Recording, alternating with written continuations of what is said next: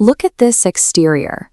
This is one of Pune's most elite engineering colleges, a massive campus defined by its glass and steel architecture and a flawless reputation.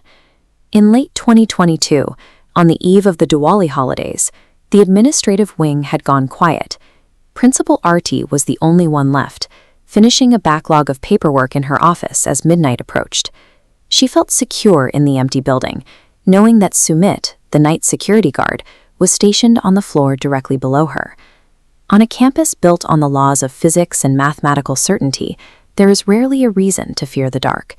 In a space so strictly defined by the observable world, there is no prepared mental response for an encounter with the impossible.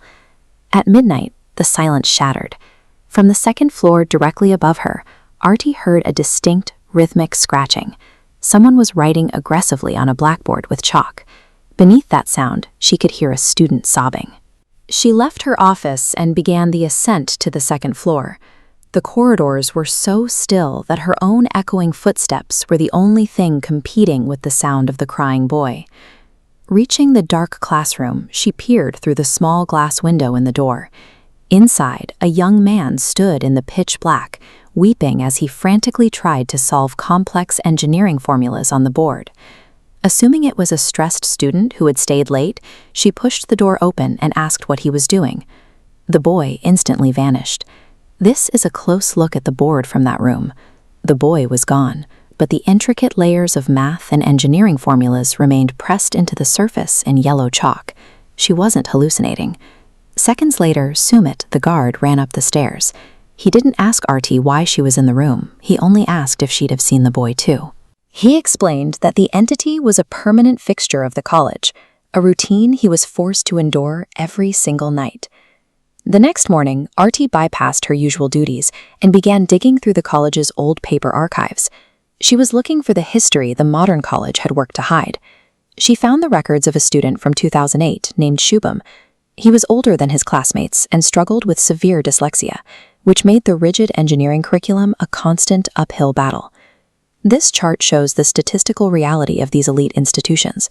The failure and dropout rates in competitive engineering programs are exceptionally high, creating an atmosphere of constant, crushing pressure. After failing his first year 4 consecutive times, Shubham watched his peers pass their exams and move toward graduation. He was left behind, isolated within the very group he was supposed to belong to. The institution provided no flexibility for his learning disability.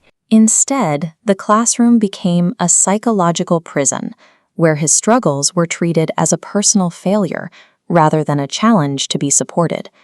On his final day in 2008, Shubham sent his friends home on the bus and stayed behind. He locked himself inside that exact second-floor classroom.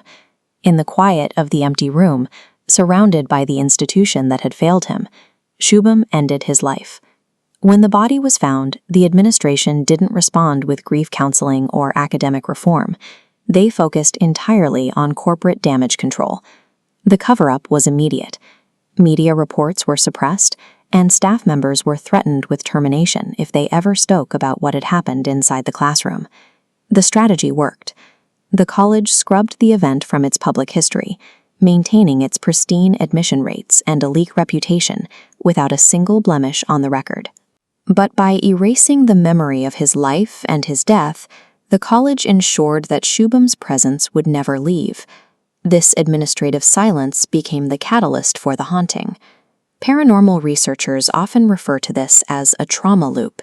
It is the theory that spirits remain tethered to the physical spaces where they experienced their most profound grief or betrayal. Shubham appears caught in his moment of greatest struggle, repeating the attempt to solve the math that defeated him in 2008. These equations are the physical manifestation of that loop, an unending burden he continues to carry. Artimam and Sumit represent the college's leadership and security. Whenever they walk these halls, the buried history reasserts itself, forcing them to confront what they've spent years ignoring. While the corporate board protected its prestige, the working-class staff were left to manage the psychological fallout and the daily reality of the haunting. When you look past the ghost story, the supernatural entity is the least disturbing part of this college's history. Shubham remains in the dark, a byproduct of academic pressure and a calculated administrative silence that refused to acknowledge.